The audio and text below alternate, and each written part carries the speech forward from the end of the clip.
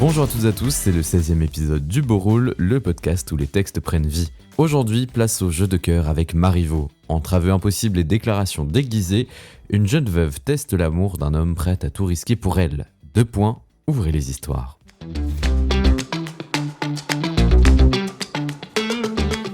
Marivaux écrit Les Fausses Confidences en 1737. Connu pour ses comédies et ses drames bourgeois, il fut aussi journaliste.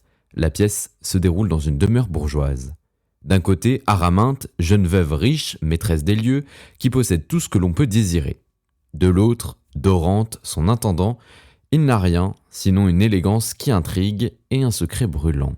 Il l'aime passionnément. Entre eux, agit Dubois, ancien valet de Dorante, devenu domestique chez Araminte. Fin stratège, il orchestre dans l'ombre un plan destiné à rapprocher les deux cœurs.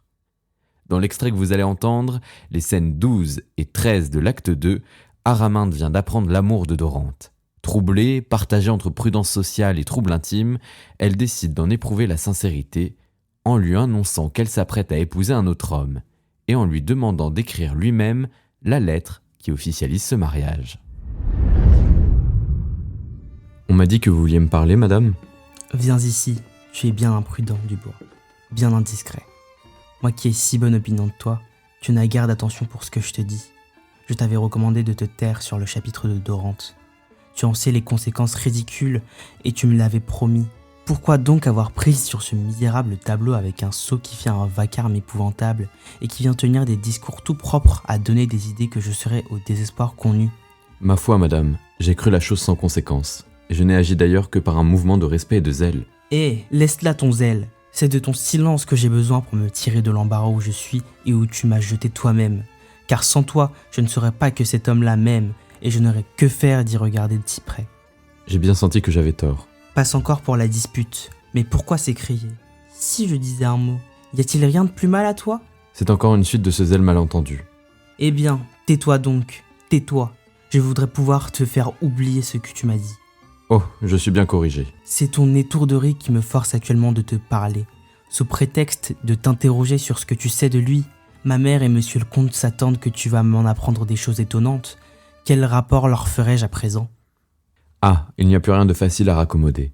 Ce rapport sera que des gens qui le connaissent m'ont dit que c'était un homme incapable de l'emploi qu'il a chez vous.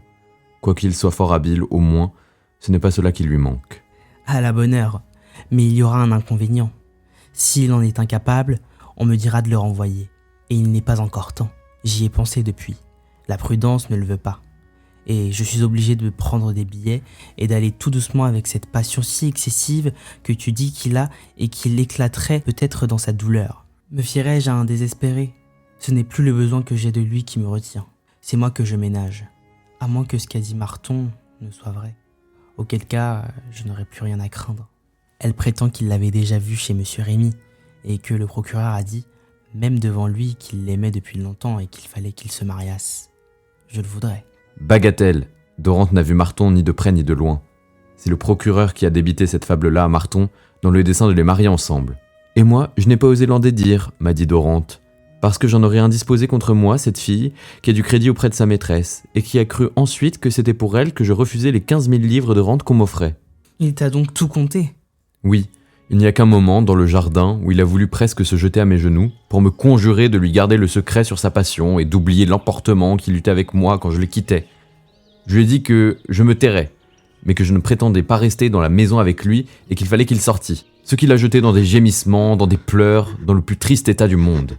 Et tant pis, ne le tourmente point. Tu vois bien que j'ai raison de dire qu'il faut aller doucement avec cet esprit-là. Tu le vois bien. J'augurais beaucoup de ce mariage avec Marton.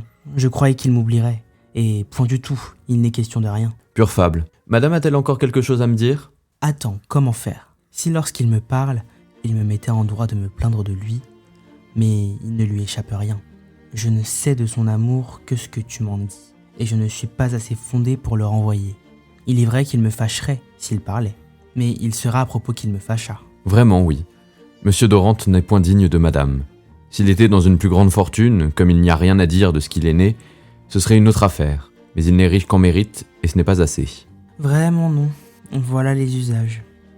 Je ne sais pas comment je le traiterai. Je n'en sais rien. Je verrai. Eh bien, madame a un si beau prétexte. Ce portrait que Marton a cru être le sien, à ce qu'elle m'a dit. Eh non, je ne saurais l'en accuser. C'est le comte qui l'a fait faire. Point du tout, c'est de Dorante, je le sais de lui-même. Il y travaillait encore il n'y a que 2 mois lorsque je le quittais. Va-t'en, il y a longtemps que je te parle. Si on me demande ce que tu m'as appris de lui, je dirai ce dont nous sommes convenus. Le voici. J'ai envie de lui tendre un piège. Oui, madame. Il s'en déclarera peut-être, et tout de suite je lui dirai « Sortez !» Laisse-nous. Il m'est impossible de l'instruire, mais qu'il se découvre ou non, les choses ne peuvent aller que bien. Je viens, madame, vous demander votre protection. Je suis dans le chagrin et dans l'inquiétude. J'ai tout quitté pour avoir l'honneur d'être à vous. Je vous suis plus attaché que je ne puis vous le dire. On ne saurait vous servir avec plus de fidélité ni de désintéressement, et cependant, je ne suis pas sûr de rester. Tout le monde ici m'en veut, me persécute et conspire pour me faire sortir. J'en suis consterné. Je tremble que vous ne cédiez à leur inimitié pour moi, et j'en serai dans la dernière affliction. Tranquillisez-vous, vous n'en dépendez point de ceux qui vous en veulent. Ils ne vous ont encore fait aucun tort dans mon esprit, et tous leurs petits complots n'aboutiront à rien. Je suis la maîtresse. Je n'ai que votre appui, madame. Il ne vous manquera pas, mais je vous conseille une chose. Ne leur paraissez pas si alarmés. Vous leur feriez douter de votre capacité, et il leur semblerait que vous m'auriez beaucoup d'obligations de ce que je vous garde. Il ne se tromperait pas, madame. C'est une bonté qui me pénètre de reconnaissance. À la bonne heure, mais il n'est pas nécessaire qu'ils le croient. Je vous sais bon gré de votre attachement et de votre fidélité, mais dissimulez-en une partie. C'est peut-être ce qui les indispose contre vous. Vous leur avez refusé de m'en faire accroire sur le chapitre du procès. Conformez-vous à ce qu'ils exigent, regagnez-les par là, je vous le permets. L'événement leur persuadera que vous les avez bien servis, car, toute réflexion faite, je suis déterminé à épouser le comte. Déterminé, madame ? Oui, tout à fait résolu. Le comte croira que vous y avez contribué. Je le lui dirai même. Et je vous garantis que vous resterez ici, je vous le promets. Il change de couleur. Quelle différence pour moi, madame ? Il n'y en aura aucune. Ne vous embarrassez pas et écrivez le billet que je vais vous dicter. Il y a tout ce qu'il faut sur cette table. Et pour qui, madame ? Pour le comte, qui est sorti d'ici extrêmement inquiet, et que je vais surprendre bien agréablement par le petit mot que vous alliez lui écrire en mon nom. Et vous n'allez pas à la table. À quoi rêvez-vous ? Oui, madame. Il ne sait ce qu'il fait. Voyons si cela continuera. Ah, Dubois m'a trompé. Êtes-vous prêt à écrire ? Madame, je ne trouve point de papier. Vous n'en trouvez point, en voilà devant vous. Il est vrai. Écrivez, hâtez-vous de venir, monsieur, votre mariage est sûr. Avez-vous écrit ? Comment, madame ? Vous ne m'écoutez donc pas ? Votre mariage est sûr, madame veut que je vous l'écrive et vous attend pour vous le dire. Il souffre, mais il ne dit mot. Est-ce qu'il ne parlera pas ? N'attribuez point cette résolution à la crainte que madame pourrait avoir des suites d'un procès douteux. Je vous ai assuré que vous le gagneriez, madame. Douteux, il ne l'est point. N'importe, achevez. Non, monsieur, je suis chargé de sa part de vous assurer que la seule justice qu'elle rend à votre mérite la détermine. Ciel, je suis perdu. Mais madame, vous n'aviez aucune inclination pour lui. Achevez, vous dis-je, qu'elle rend à votre mérite la détermine. Je crois que la main vous tremble. Vous paraissez changé. Qu'est-ce que cela signifie ?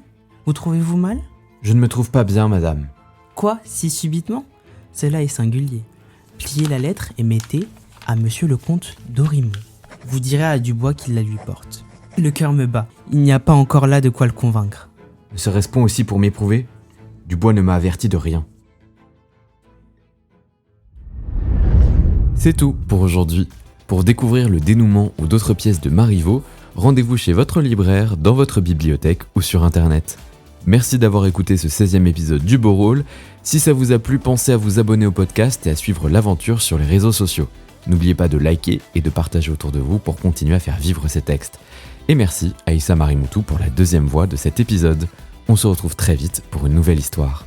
Salut!